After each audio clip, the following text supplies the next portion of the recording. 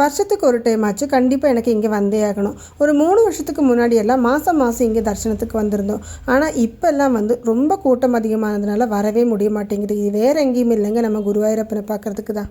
Saturday night ஒரு 10:30 அந்த டைமில் நம்ம வந்து கிருஷ்ணரை பார்க்குறதுக்காக குருவாயூர் வந்தாச்சு. கரெக்டாக ஒரு 1:30 இங்கே ரீச் ஆனதுமே ஃப்ரெஷ்ஷப் ஆனதுக்கப்புறம் லைனில் ஜாயின் பண்ணியாச்சு. ஒரு 2 மணிக்கெல்லாம் லைனில் ஜாயின் பண்ண நாங்கள் தரிசனம் பார்க்குறதுக்கு கிட்டத்தட்ட சண்டே மார்னிங் 8:30 ஆயிடுச்சு. சின்ன குழந்தைங்கள கையில் வச்சுட்டு இருக்கிறவங்களாம் ரொம்ப கஷ்டம்தாங்க. ஏன்னா நம்ம திருப்பதியிலலாம் தரிசனத்துக்கு போகணுன்னு வச்சுக்கோங்க, அங்கே சாப்பாடு பால் எல்லாமே கொடுப்பாங்க. அது மாதிரி எல்லா இடத்துலையுமே வாஷ்ரூமும் இருக்கும். ஆனால் இங்கே வந்து அந்த ஃபெசிலிட்டிஸ் எல்லாம் ரொம்ப கம்மியாக இருக்குங்க. நம்ம லைனில் ஜாயின் பண்ணி நிற்கும்போது தண்ணி கூட கிடைக்கணும்னா ரொம்ப கஷ்டமாக இருக்கும். அதே மாதிரி பிளாஸ்டிக் அங்கே யூஸ் பண்ணவும் கூடாது. என்ன தான் பண்ணுறது, குழந்தைங்கள வச்சுட்டு நிற்கிறவங்களுக்கெல்லாம் ரொம்ப கஷ்டம்தாங்க.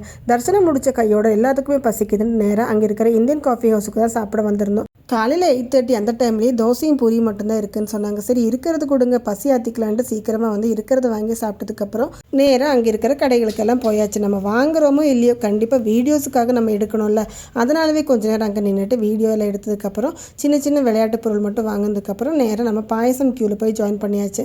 9:30 நம்மளுக்கு நெய் பாயசம் பால் பாயசம் கொடுத்தாங்க. அதை எடுத்துகிட்டு நம்ம நேராக நம்ம காருக்கு வந்தாச்சுங்க. நெக்ஸ்ட் டைம் போகிறதா இருந்தால் கண்டிப்பாக குழந்தைங்கள வீட்டில் விட்டு தான் போகணும். ஏன்னா நம்மளுக்கு இருக்கிற பொறுமையெல்லாம் அவங்களுக்கு இல்லை. நீங்கள் யாராச்சும் குருவாயூர் தரிசனத்துக்கு போகணுன்னா சாட்டர்டே சண்டே அவாய்ட் பண்ணிவிட்டு நாளில் போய் பாருங்கள். கூட்டம் கொஞ்சம் கம்மியாகவும் இருக்கும், போகிற நம்மளுக்கு கொஞ்சம் கன்வீனியண்ட்டாகவும் இருக்கும். அது மட்டும் இல்லாமல் எந்த நாளில் போகிறதா இருந்தாலும் கொஞ்சம் மத்தியானத்துக்கு மேலே தரிசனத்துக்கு போனால் சீக்கிரமாக நம்ம தரிசனம் முடிச்சு வீட்டுக்கு வந்துடலாம். அப்போ இந்த வீடியோ இவ்வளோதாங்க. இந்த வீடியோ உங்களுக்கு பிடிச்சிருந்தா மறக்காமல் சப்ஸ்கிரைப் பண்ணுங்கள். ஓகேங்க, பாய். நெக்ஸ்ட் வீடியோவில் பார்க்கலாம்.